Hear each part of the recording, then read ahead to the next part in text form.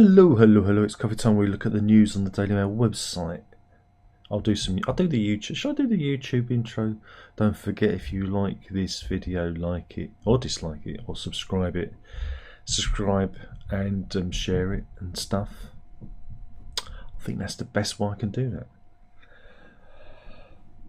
that. Yeah, top story. We're going back to Valencia. The flash floods in Spain. The death toll has reached 202 people now, and they reckon most of the residents were caught off guard by the deluge.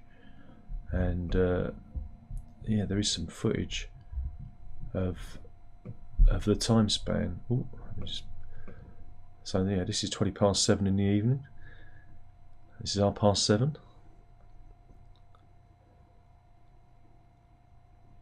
Nearly 20 to 8.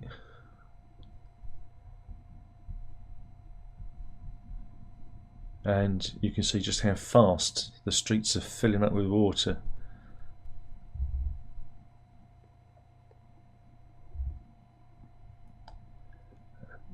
So literally in half an hour the streets were full. My goodness. And that's how quick it all unfolded. And again, the flooding has claimed 202 lives, and again that figure could go up. We've already seen like the aftermath, but that was it unfolding. Again, here's some of the. This is a tunnel that's completely blocked with cars. I mean, it's like something from a Hollywood movie, a disaster movie. It's crazy. Right, what else have we got here? This again, kick back to the recent budget from Rachel Reeves. She said that furious farmers, that it's fair that they pay higher death taxes on their land. Again, apparently farmers didn't have to pay inheritance tax on land, which I didn't know about. This was an interesting thing. So Rachel Reeves has closed that loophole. This is one of the reasons why Jeremy Clarkson bought a farm, because he didn't want anyone getting hold of his cash when he snuffs it. And again, you know, that's what they do. You know, it's what you do. It's what they do. They like to keep their money. And why not? But yeah, so all the farmers are more grumpy than usual. So there you go. So what else again? What your job says about you? Well, as somebody who is unemployable. So yeah, this is data taken from 68,540 people. Researchers have identified personality traits that typify more than 260 jobs. Oh god, there's a database. So oh god, I shouldn't have gone down here. But there is a Daily Mail interactive tool that you can enter your job into, and it will tell you all sorts of data. So yeah, this is a study by Dr. Renee Mottus of the University of Edinburgh. It found that actors, journalists, town planners, authors and graphic designers are among those that tend to be more neurotic, while PR managers, marketers, psychologists, dental assistants and film directors are more extroverted. Well, you'd have to be. But yeah, Renee Mottus says people often have stereotypes about the personality traits typical for different jobs, and it turns out that many of these intuitions are quite accurate. But this is the first time a scientific study with such a large sample and such detailed assessments has confirmed these patterns. So again, what does your job say about you? Again, you've got a small collection of data here with. So if you're self-employed, you've got a neuroticism mean of 48.6. And again, you can just scroll through the data and scroll. But so there is some fact while extroverts often score high on conscientiousness, meaning they tend to be organised, responsible, and careful and diligent in their work. Well, managers tend to be less neurotic or emotional, allowing them to cope with the demands of the role. Meanwhile, software developers tend to be introverted because they're nerds, while chefs tend to be less than agreeable. They've watched too much Gordon Ramsay. And pilots amongst the least neurotic. Well, yeah, because you've got to keep a steady head. So these are the findings published in the Journal of Applied Psychology. And so what does your job say about you?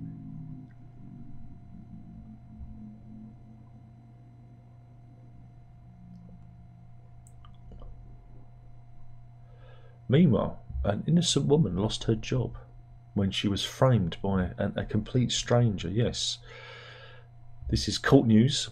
Sobia Iqbal from Bradford. This is she. Was the fraudster.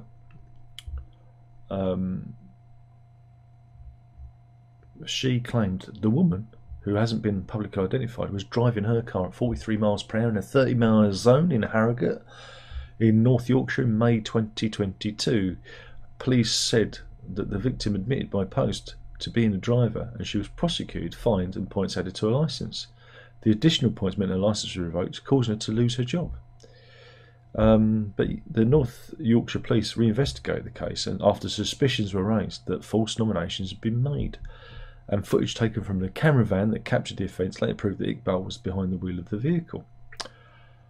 She pled guilty to perverting the course of justice at York Crown Court and given a suspended sentence, of course, and she's ordered to pay the victim £500 and a surcharge of £128. PC Michael Ray of North Yorkshire Police said this is a case which involved Iqbal nominating a complete stranger as the driver of her own vehicle. A thorough investigation demonstrates it will take positive action against those who attempted to dishonestly avoid prosecution for track offences. Well, again, it's quite odd that the person nominated actually admitted to it, but maybe they got confused. Again, if it was someone, who zips around, they might have thought, yeah, maybe they got me.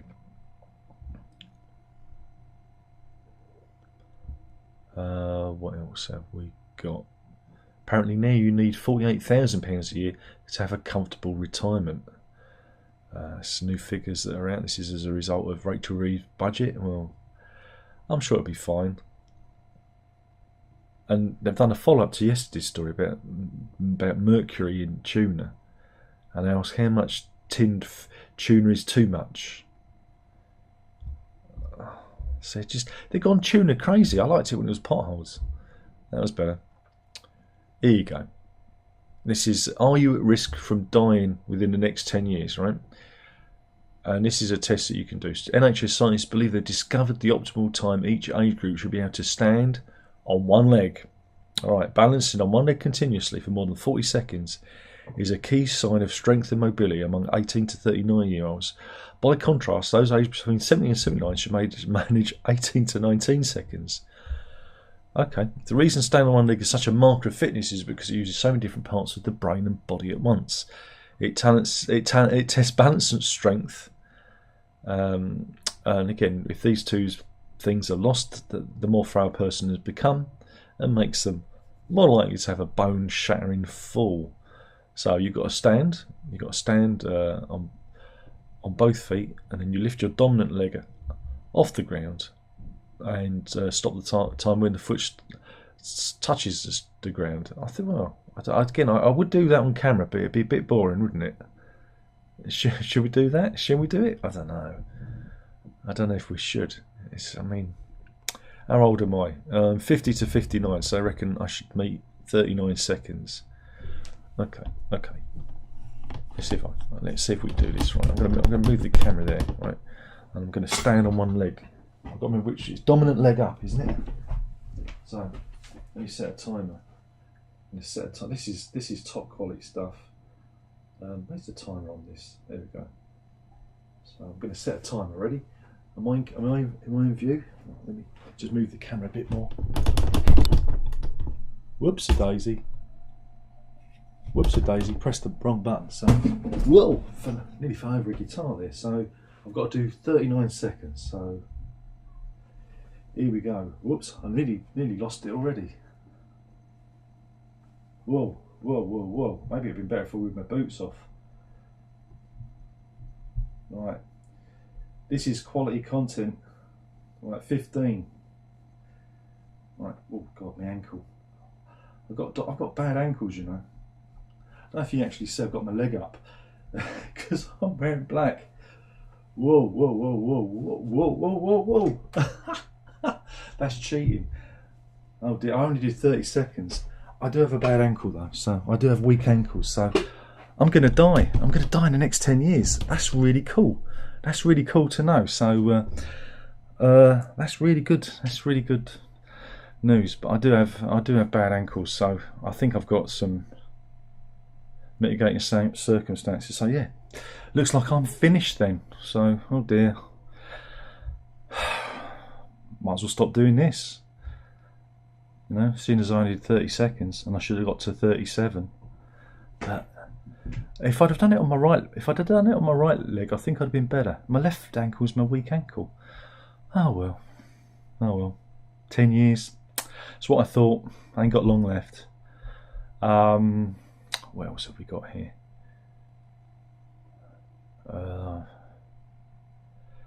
Can't do that one.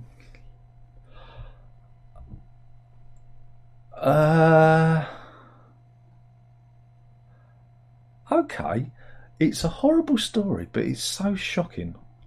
I'm gonna go there. But I'm gonna try and temper my language so we can get through it.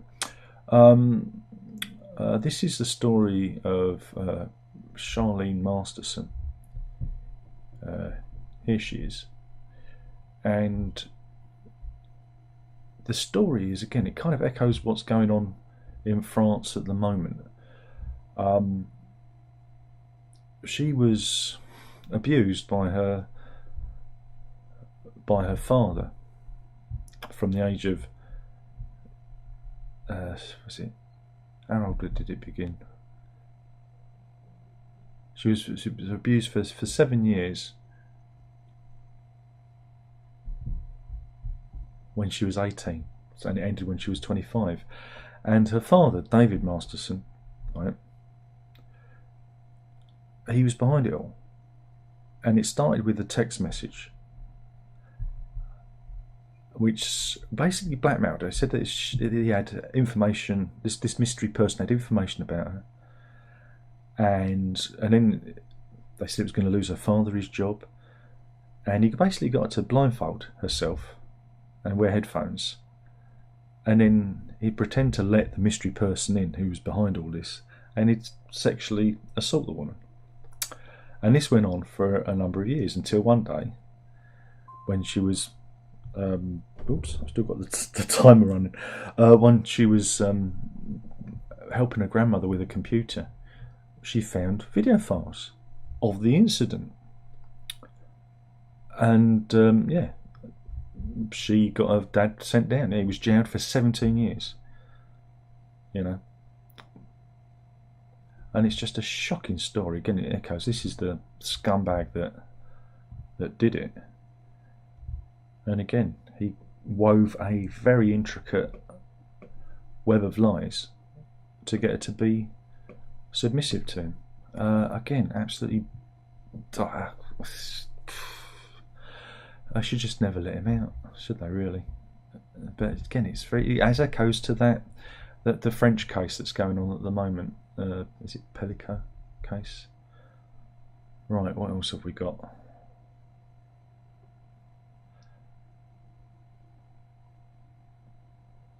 Again, the stories here are there's some awful stories today. For a Friday, you thought it'd be a better. God, they're going on about the budget again. They're still going on about the budget.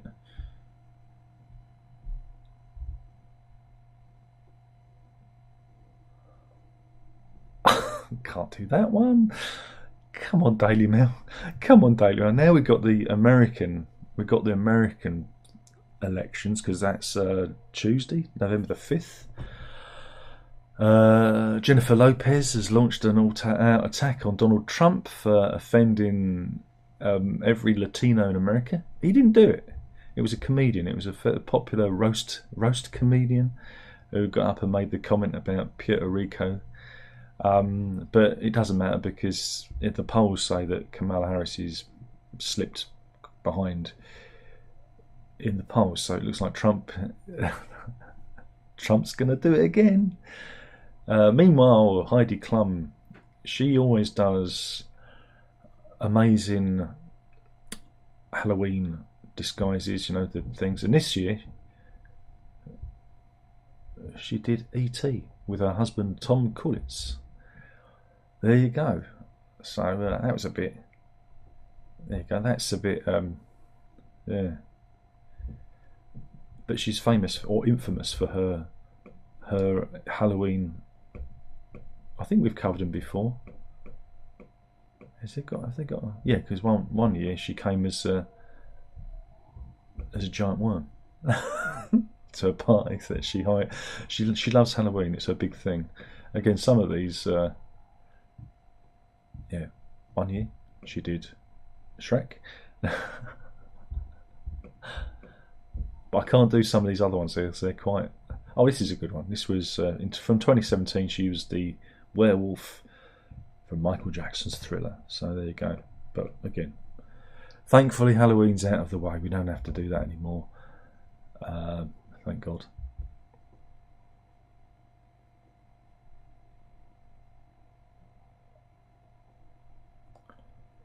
What else have we got?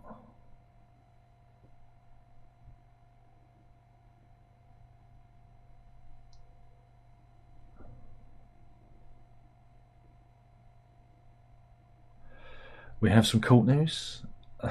This is a story of two dog groomers. Yeah, Laura Thurgood and Daniel Late are battling in court over who is allowed to use the distinctive title for their competing dog grooming business. One of them claims her £90,000 a year business went bust because of interference from a rival. So they've gone to court over who owns the rights to the name Wash, Wiggle and Wag. Laura Thurgood claims Wash, Wiggle and Wag name is hers, and that her former colleague unfairly used it when they parted ways, destroying her business amid allegations of a vicious online smear campaign. And now you could say they're caught in a legal dogfight. That's terrible. So yeah, this is Laura Thurgood. Well, I don't know if it's with one of her customers or with her own dog, but there we go. And she thinks Wash, Wiggle and Wag is hers, and this is her former colleague Daniel Late. Here we go. And yeah, 90 grand a year. The firm went bust. I tell you, they've definitely gone through the Facebook page of the other lady. Something for the dads. But yeah, it's ended up in the High Court. And this is a picture of the High Court, in case you don't know what it looks like. I wonder who's going to win. Yeah, it can be a... So yeah, Thurgood bought a special mobile grooming salon that covered a 30-mile area around Redditch in Solihull, Birmingham. And in June 2018, she and other family members teamed up with Miss Late, another local pet groomer, to help grow the enterprise, using her as a contractor. Miss Late insists, though, that it was an arrangement was a partnership. Miss Thurgood says her business began to take off in the next 2 years, and Wash, Wiggle and Wag's reputation, became established, putting in more than 700 clients, with Miss Late carrying out around 2,600 grooming sessions for the firm. But in May 2020, the two women's working relationship fell apart when Miss Late left a letter in Miss Thurgood's van terminating the arrangement. Then after that, the Wash, Wiggle and Wag name was used by Late for her own business. And Miss Thurgood claims she was viciously libelled by a former partner on Instagram, Facebook, and a series of texts which accused her of grooming of having a number of dogs being grooming, causing to have a number of dogs being injured, and causing the owners to have large vet bills from the injured dogs. But the defamation allegation were not given permission to proceed to trial after a judge in February this year ruled that the cost of trying those accusations would be greater than any potential benefits to Miss Thurgood. So we've got slander, we've got misrepresentation, we've got the name. Oh, this could be an ITV drama. This could be. So yeah.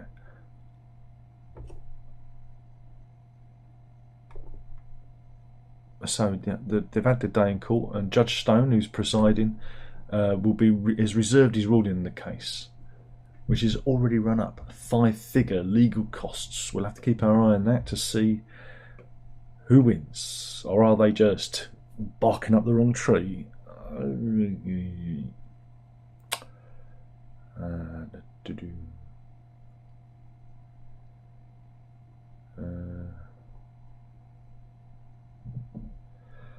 Oh, I don't know if we can do that one.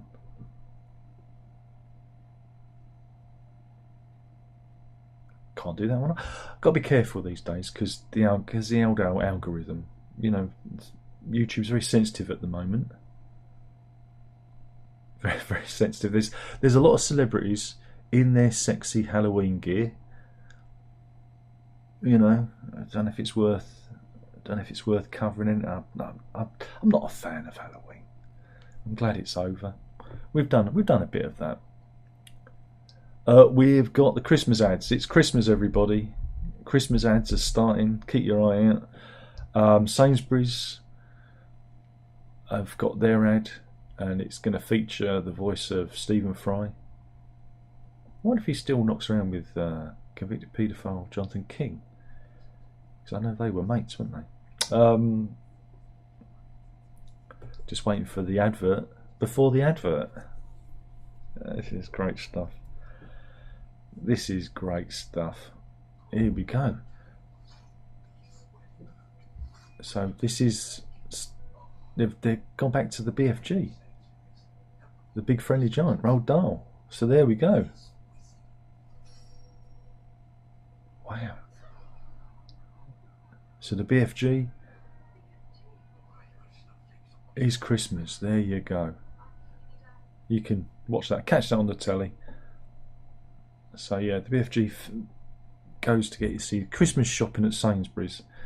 Are there any other ones? I don't think this. I think it's just the Sainsbury's ones that they're doing. Oh no, Argos has got their Christmas advert too, and it's just they're using the toys that currently front their campaign. There's an ad, another ad before an advert. But yeah, Argos are playing it safe with the characters that they've already introduced. But yeah, now that Halloween's over, we're running headfirst into Christmas. Oh God, here we go again. We haven't had a story about turkeys being, selling out, or Christmas puddings being taken off sale. So come on, Daily Mail, you're letting us down there. You're letting us down.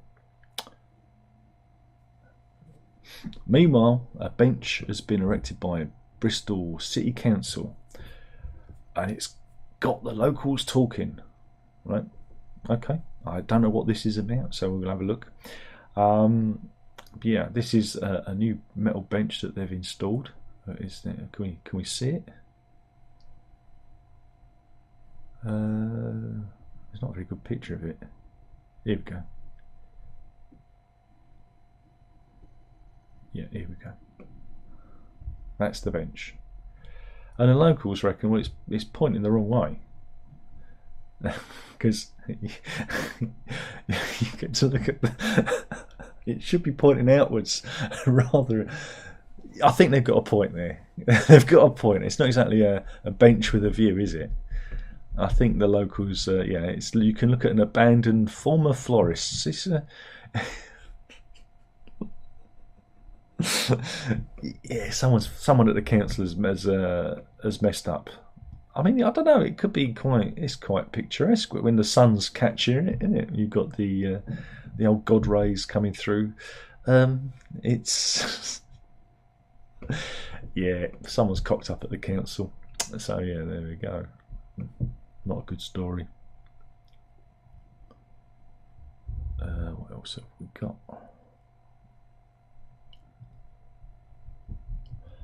More about farmers moaning. Oh well.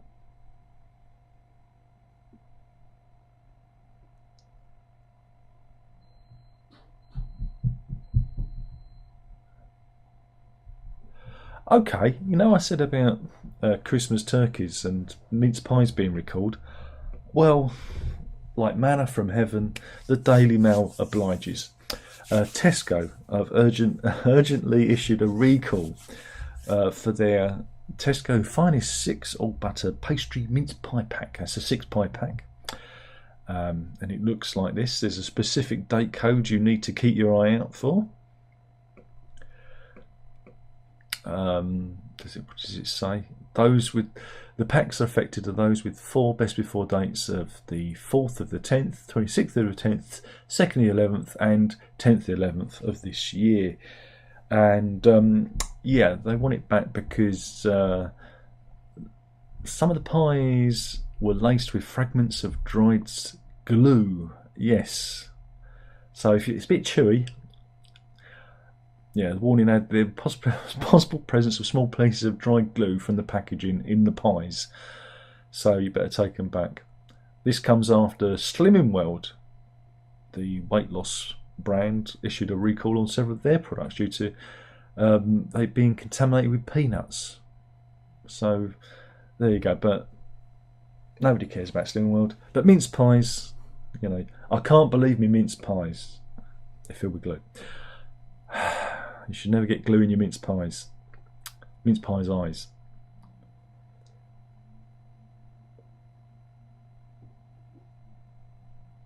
Meanwhile, I've got to do it. It's not too. This isn't too bad.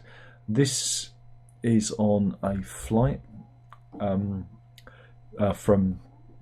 in Anadyr in the far east of Russia to Moscow, and again, I'm just going to show you the little clip here while I'm doing the whole video. See that they're subduing a 44-year-old flight attendant. Yeah, he's an air safety instructor, Ilya, they reckon, who started a mass brawl on the plane. It's never good. It's never good.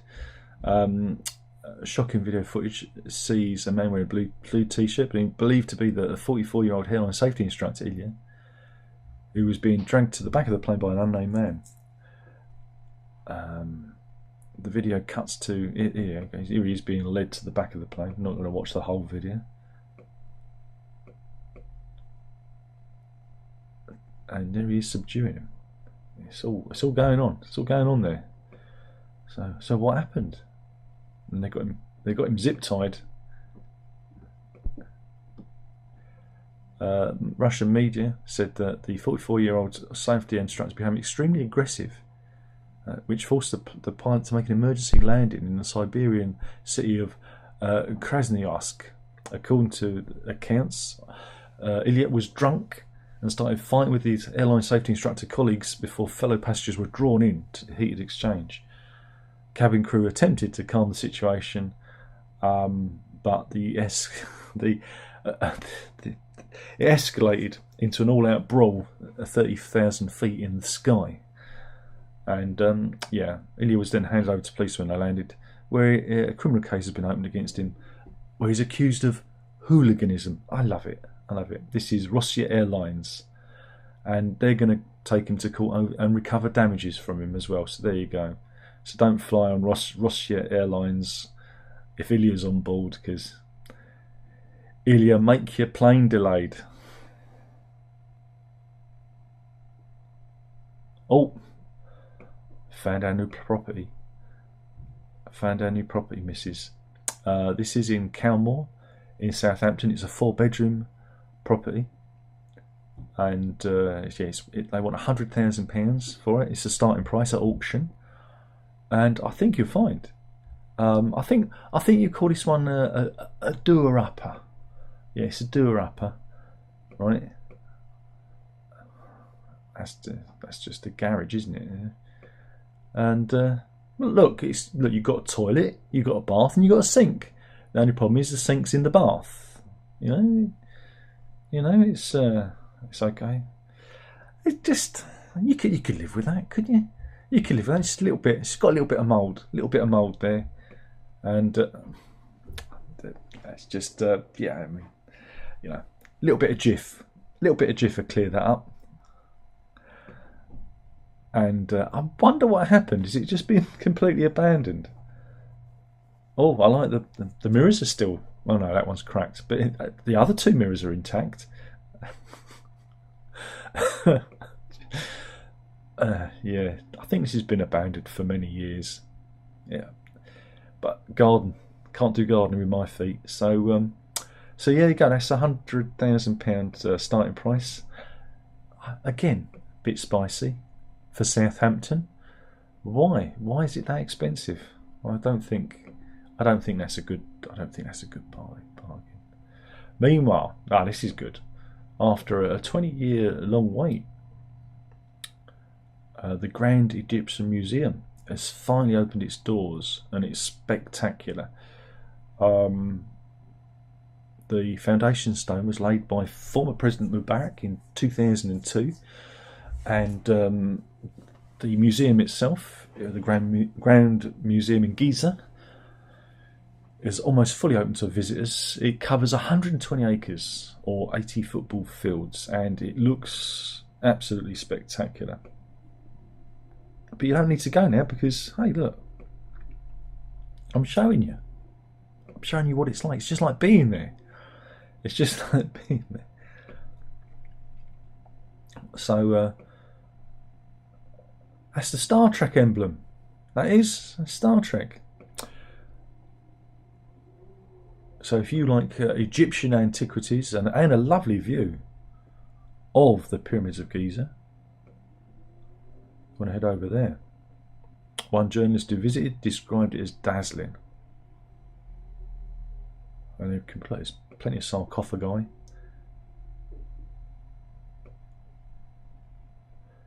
Again, it's what you'd expect to see. Coffins and ornaments and whatnot.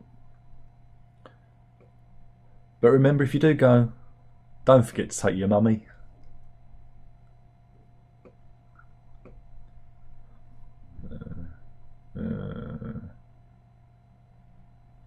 Right.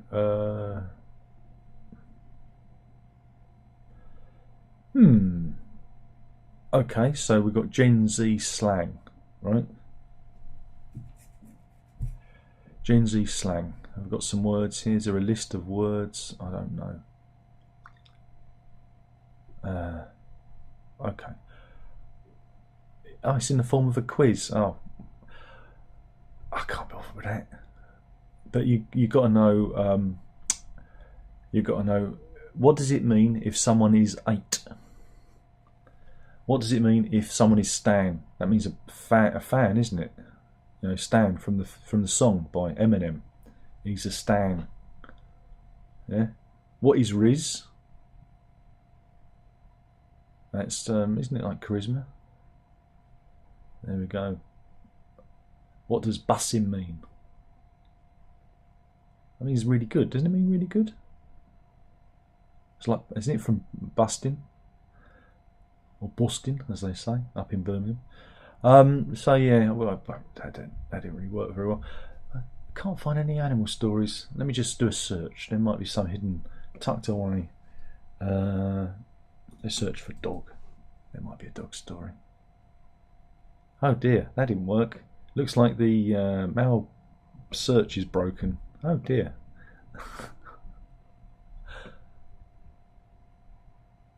Let's try that again. Nope. Oh well. I'll have a look in my folder, see if I've got one. I might have a.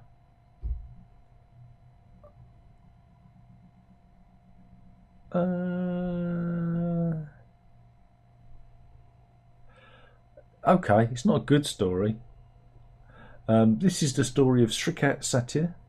He and two of his friends ventured into the Apapa forest close to the Gachiroli city of Gadchiroli in central India, because an elephant had been spotted. This isn't the elephant. This is just a stock image of an elephant. But he wanted to get a selfie. He wanted to get a selfie with the elephant, like you do, you know. But yeah, once they spotted they found the elephant, and the trio decided to start posing for pictures. But it was this point that the elephant said, "I'm not having any of this. I'm packing my trunk." And yeah, he trampled them and killed Mr. Satra as he attempted to finish taking his selfie. Didn't he look around? But yeah, this is what else is it? Yeah, that's it. He was just killed by an elephant. What an end to the week. That's the worst story to end on. That's because there are no animal stories anymore. There are no more animal stories. Oh, wait a minute. I've got a nice animal story. This is from a couple of weeks ago. This is from Wrocław Zoo in the southwestern city of Wrocław in Poland. And they've announced 4 Sumatran tiger cubs that have been born in captivity. Oh, oh, oh! Look at them. They are the offspring of Mother Nuri and Father Tenga. Oh, this is better. And there they are. With Mum, one of them with Mum. They always look like they're constantly surprised, don't they? And yeah, the Sumatran tiger is a critically endangered species, so there they are, having some grub. Yeah, they've got 3 males and 1 female.